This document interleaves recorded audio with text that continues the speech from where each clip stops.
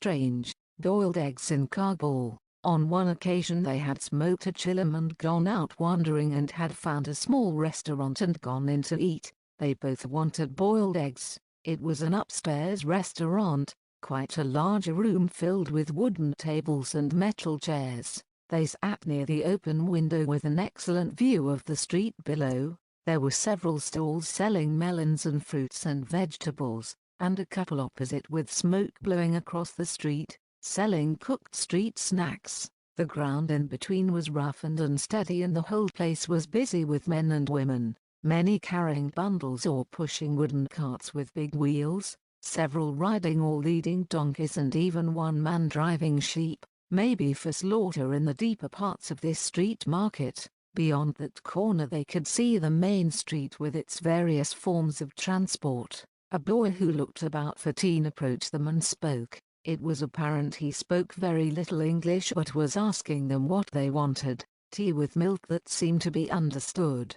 2 soft boiled eggs and toast, said Keith. The boy looked dumbfounded. Al decided to try to communicate through sign language. He knew the local word for water was pani, so he made a shape like a saucepan in the air with his hands, pointed into the invisible top and said pani. The boy nodded.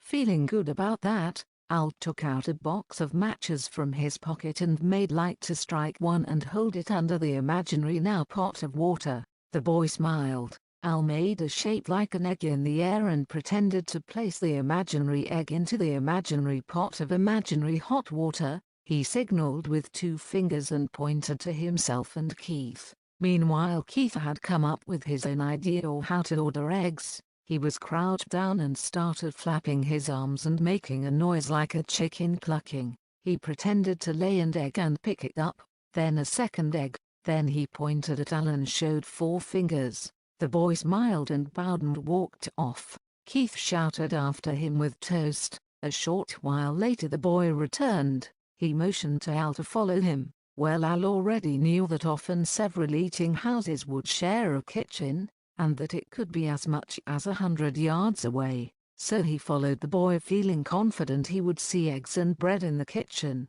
Down the stairs, turning right out of the door, up the market street past stalls selling cloths, about 70 meters or so, the boy stopped and pointed up a short alley. Al could see that it opened onto some sort of yard, but he felt a little uneasy about this, so he motioned the boy to go first, which he did. When they came out of the alleyway, Al saw that it was a courtyard with closed wooden doors all around and 2 sets of wooden steps leading up to a wooden veranda with more closed wooden doors. Al looked at the boy and shrugged. The boy smiled and pointed at one of the doors up the stairs. Strange place to have a kitchen, said Al. The boy obviously did not understand. The boy waved Al towards the steps, so he ascended and walked along to the door and knocked. There was no answer. He knocked again, with a greater force. Still no answer. The boy was shouting something.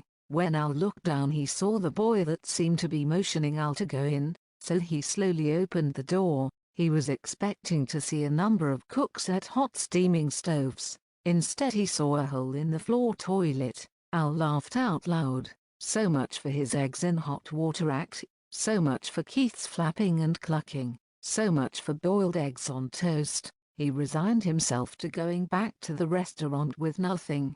He didn't even feel the need to use the toilet. But as he and the boy were walking back up the street past the stalls selling cloth, the boy shouted something at the stall holder and gestured towards Al. The stall holder motioned for Al to approach and suddenly produced a telephone, on which he spoke. He handed the phone to Al. A voice on the other end said, "Hello, kann ich Ihnen helfen, was Sie wollen?" Al recognized it as German, something like "Can I help?